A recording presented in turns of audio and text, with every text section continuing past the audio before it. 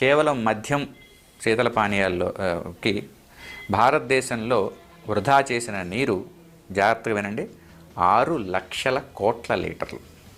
6,00,000 లీటర్లు కాదు, 6,00,00,000 లీటర్లు కాదు, 6,60,00,000, 60,00,00,000, 600,00,00,000, 6,000,00,000, 60,000,00,000, 6,00,000,00,000.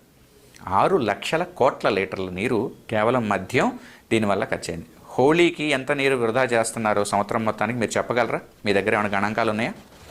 ఏమీ ఉండవు. 2, మన దేశంలో ఉన్న ప్రతి ఒక్కడు రోజుకు ఒక 4 లీటర్ల మంచినీళ్ళు తాగుతున్నారు అనుకుంటే కనుక ఈ 6,00,000,00,000 లీటర్ల నీటితోని భారతదేశం మొత్తంలో ప్రతి ఒక్క మనిషి 3 సంవత్సరాల పాటు మంచినీళ్ళు తాగొచ్చు. అంత నీటిని కేవలం మనం మద్యం తయారీలో మనం వృధా చేస్తున్నాం. అలాగే మాంసం సంగతి తీసుకుందాం.